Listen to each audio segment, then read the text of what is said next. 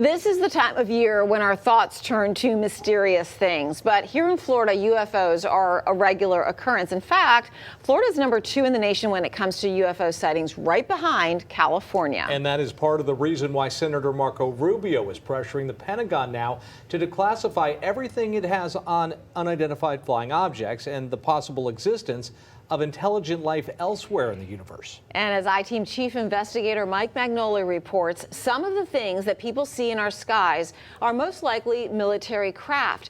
But that doesn't explain everything. There's been rumors for years that the Catholic Church has all the information needed to do with these visits and that it's locked up somewhere in a vault in the Vatican. Denise Stoner is talking with us from her home in Orlando. She says she was taken aboard a spaceship as a child, then again several more times over the course of her life. She's one of 3.7 million Americans who believe they've had contact with aliens. She even wrote a book about the subject. We've studied blood types. There's a possibility that some blood types have something to do with it. Through her research and writing, Stoner is trying to chip away at the stigma around these experiences, so people who believe they've had a close encounter can be comfortable sharing their stories with her and her group. In probably 12 years that I've been holding these meetings, and I hold them only once or twice per year, nothing has ever leaked. Denise says a police officer and a Coast Guard captain are among those who told their contact stories. But given what was reported by 60 Minutes earlier this year, perhaps it's not unusual that a Coast Guard officer has seen something.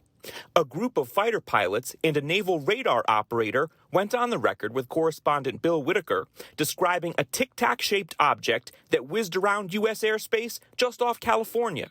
Not just on one occasion, but during multiple sightings. And their stories caught the attention of Florida Senator Marco Rubio, who is calling on the Pentagon to give the American people the real story. Maybe it has a very simple answer. Maybe it doesn't. Let's start there with a logical explanation. In Florida, defense contractors and the aerospace industry are working on secret prototype aircraft every day. Just a couple of years ago, CBS 12 News tried to get an official answer about what the heck this is. This image from Google Earth shows a pointy, oddly shaped craft at Pratt & Whitney's facility on the Beeline Highway. The company says, no comment. Also no comment from Lockheed Martin regarding this video, which hit TikTok a few weeks ago. It shows a futuristic craft on a flatbed truck at a company testing site in California's Mojave Desert.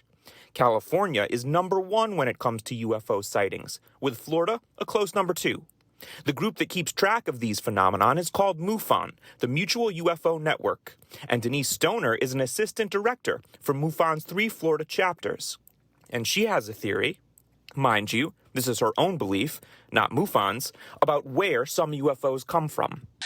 I tend to lean towards the Orion's belt. The most up-to-date stats on this from 2020 reveal that in Florida, there were 440 reported sightings, an increase of about 150 sightings from the year before. And that's the trend.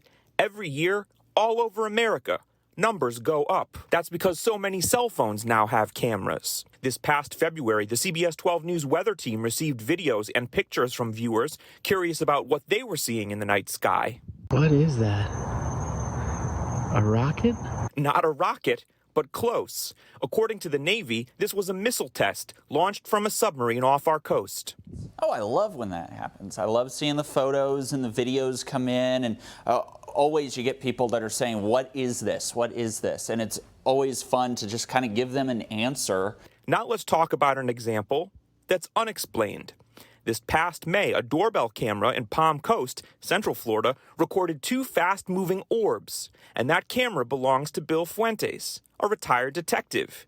He says he's open to all possibilities. Ghosts, UFOs, bugs maybe, but if you look at the video, it kind of looks like they're flying in formation of some kind. When I hold a meeting that's open to the public and individuals come who are naysayers, at the end of that meeting, they've slipped a little bit closer to that line they stand on, and they want to look for more.